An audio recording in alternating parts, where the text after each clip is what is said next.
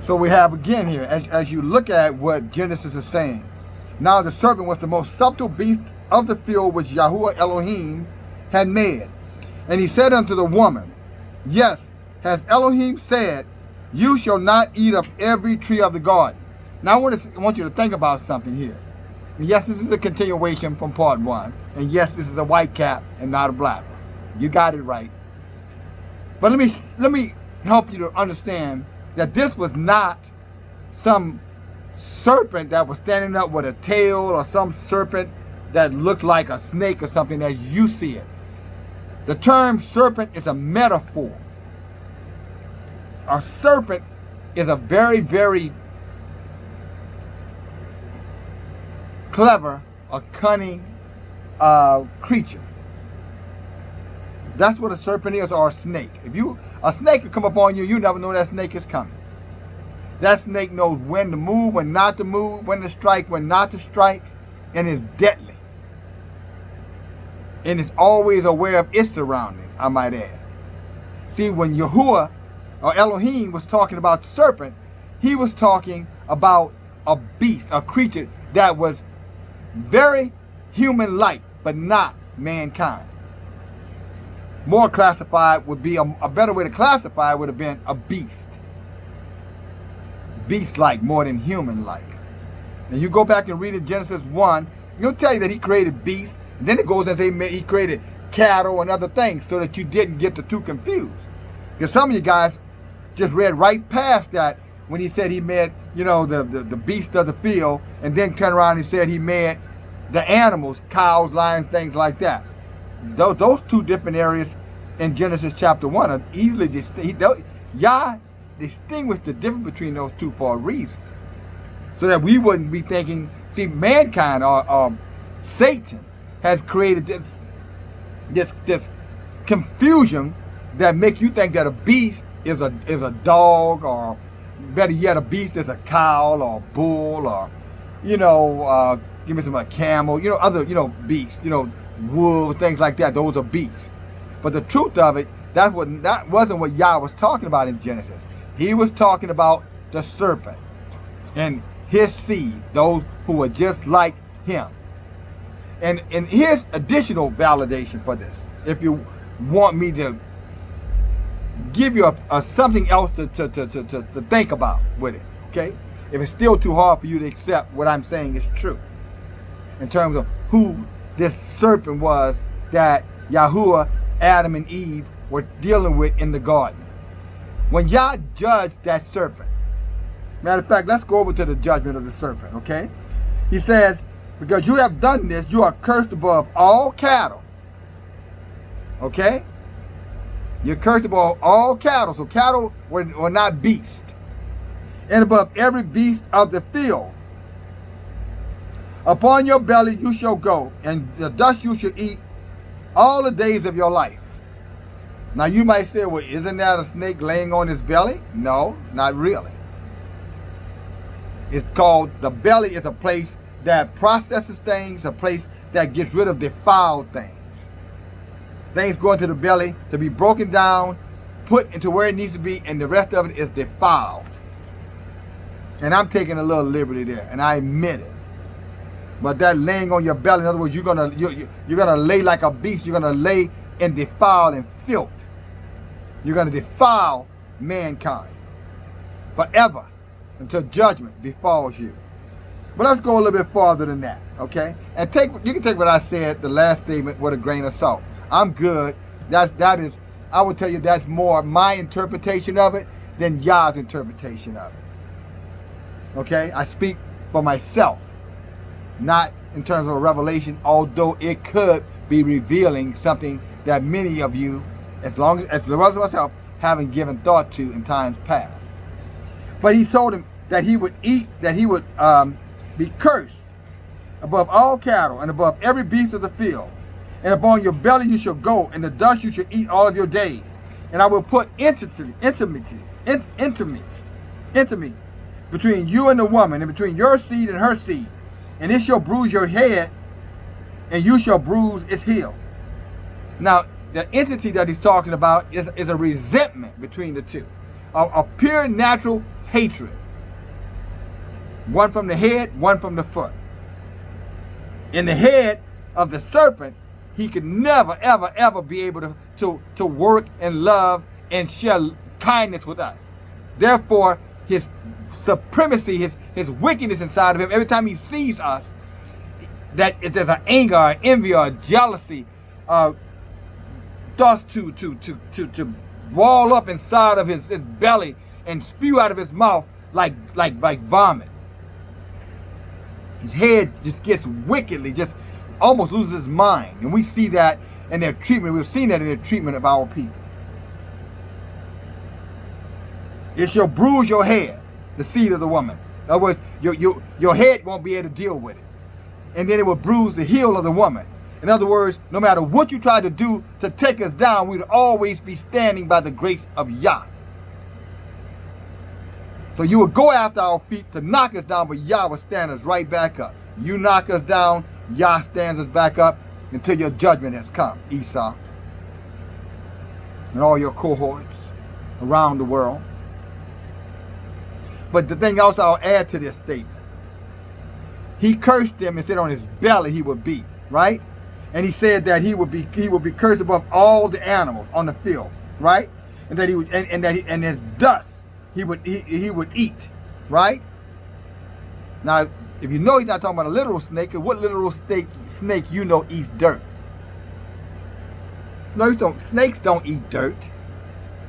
It's a metaphor. The filth, the dirty. But in addition to that, he never, even though that snake spoke to Eve, you notice he never said you will no longer be able to speak to the woman ever again, or to the man. So if it was a laying down snake, as we have been lied to by white supremacy Christianity, then why did they never explain to us why that its voice was gone? I mean, what stopped the snake from speaking? If what they told us was true, then y'all didn't judge his voice. Y'all didn't say he could never talk again. So wouldn't snakes still be talking to us? If they were the snakes laying on the ground, if we were the serpent that we've been lied to and told that this was that it was a literal, it was literal instead of metaphoric. True, right? Wouldn't you agree with that? But as you can plainly see, that's not the case. That isn't the case. So if it was talking about something laying on, it would still be able to speak a language that we could hear. That thing can't, but that two-legged one can. Always have been able to. It spoke lies and lies and lies. And you might be looking at me, why you want to just continue to, belabor that lie? Well, let's go to John. And I started this in the first part of this video. Now I'm going to take you over there. Let's go to John. So-called Gospel of John, as they call it. And I want to take you over to chapter 8, okay? Come on, you can come with me over there. Let's go to chapter 8. And what you're going to see is our forefather Yeshua in a conversation with the serpent. Again. Or at least Yahuwah through Yeshua in a conversation with the serpent again. And as he judged them then, he's gonna judge him again. And here we go. Chapter 8, verse.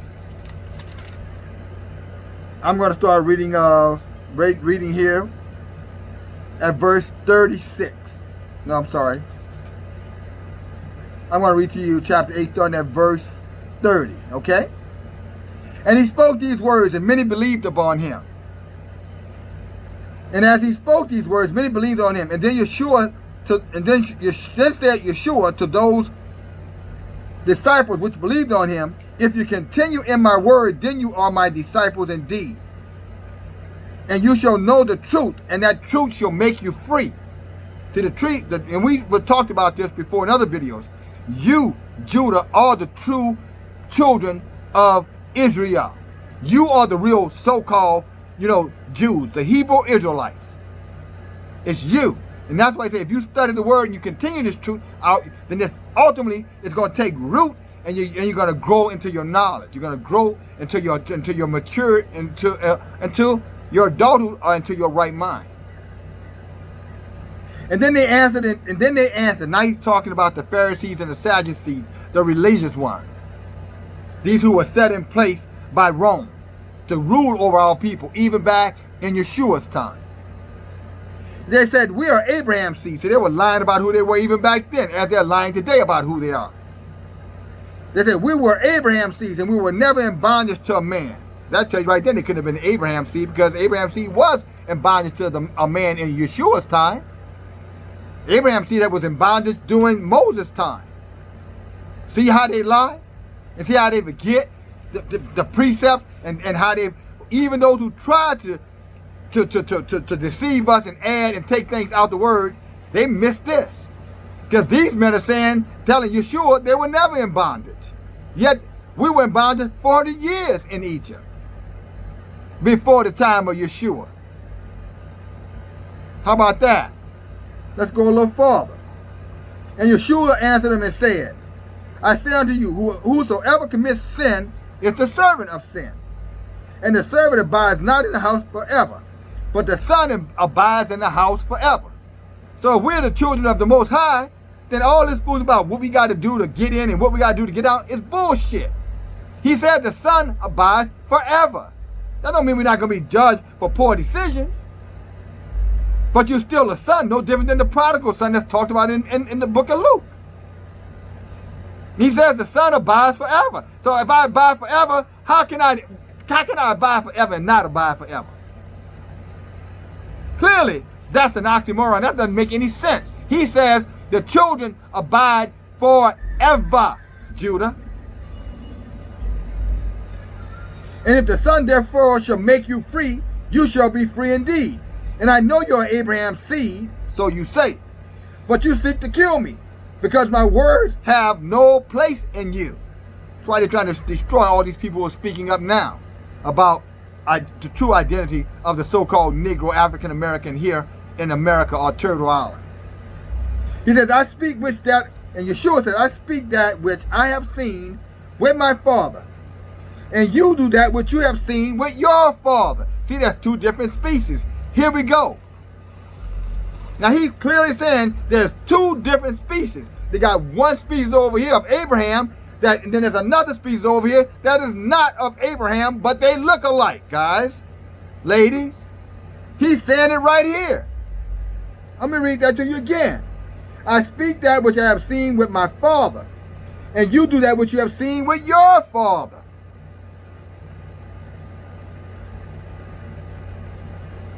And they answered and said to him, Abraham is our father. And then that's when Yeshua jumped in their ass.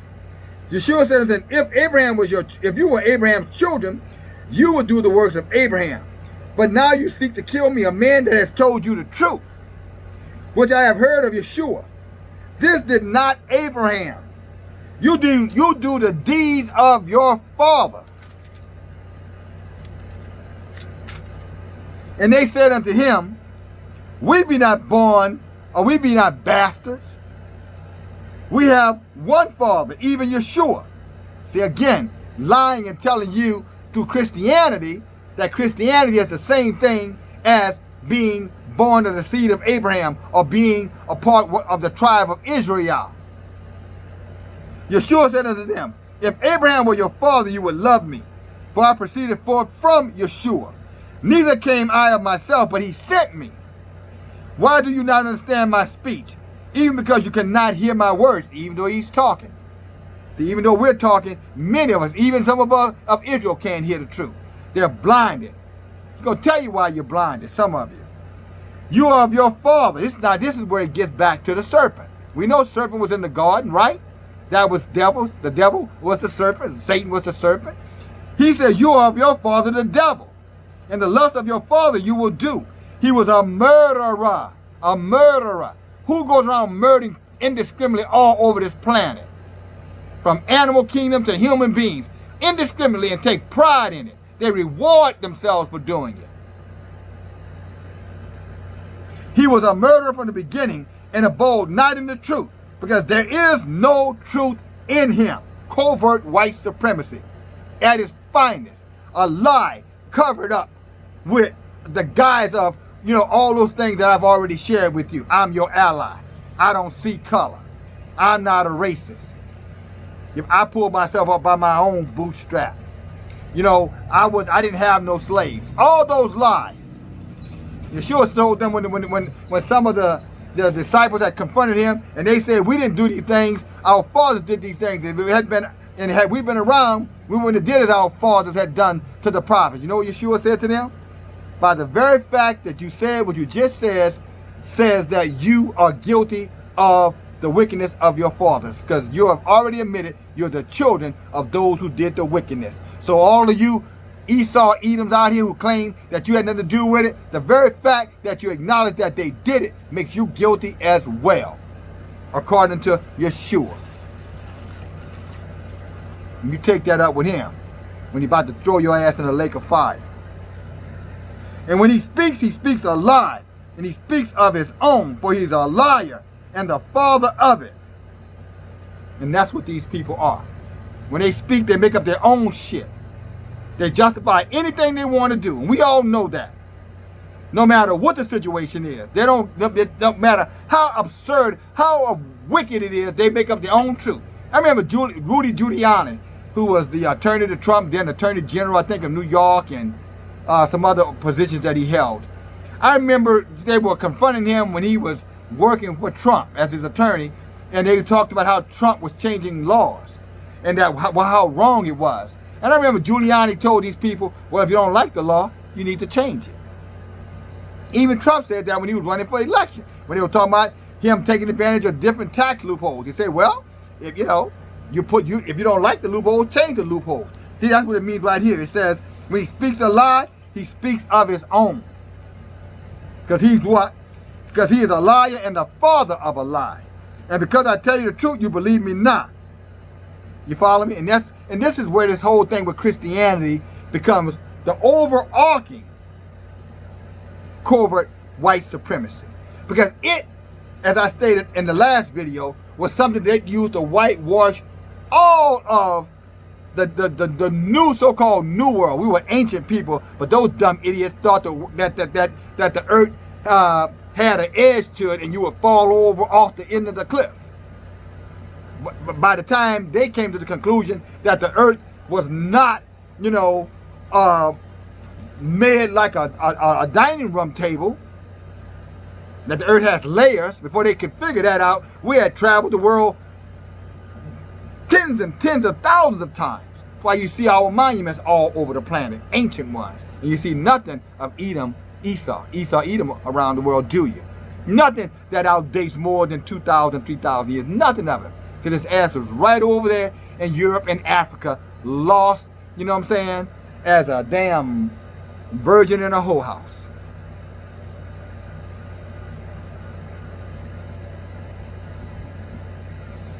With that said, I'm going to bring this thing back around to you, brothers and sisters. I'm talking to you, Judah. Guys, it's winding down. You see these fires burning all over the place. You see this heat, absurd heat all over the place.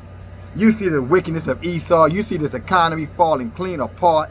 You see the food shortages. You see the love in the hearts of many waxing cold. You see families not caring about each other. No natural affection anymore. No honor among brothers. No honor around parents and their children. Guys, this thing is wrapping up. Yeshua warned us in Matthew 24, that your enemy will be in your own house. Father against sons and mothers against daughters, etc. Because they would become insane. They would become so obsessively insane. And you think this covert and this masking is not helping the situation? It's not promoting that? Of course it is. This whole deception around covert is to hide the financial woes that they knew were already in place. And they had to have a reason to say that the economy crashed, so they blamed it on a fake pandemic so that they would not be held responsible for their corporate greed. And all those who were gleaning off of corporate greed. You know where they are. They're up in them suburbs, up there near in different places around the country. They got the 2 or 3 halls and the yachts and the big boats and all them devils in the financial markets, as they say. those ones, they're the ones who ruined it for everybody on this. Well, they ruined it for the rest of Esau, Edom. They didn't ruin it for us because we didn't have anything to get to the first place. And when we bring up what they owe us, they look at us and say, we don't owe you nothing. You know, we did a little this and did a little that for you, you know, so we don't owe you nothing. Like Yeshua said to the Pharisees when he confronted them in Matthew, I think chapter either 7 or 15, when he said, you curse the people by telling them if they could do something for their parents, then they're no longer obliged to honor their parents anymore.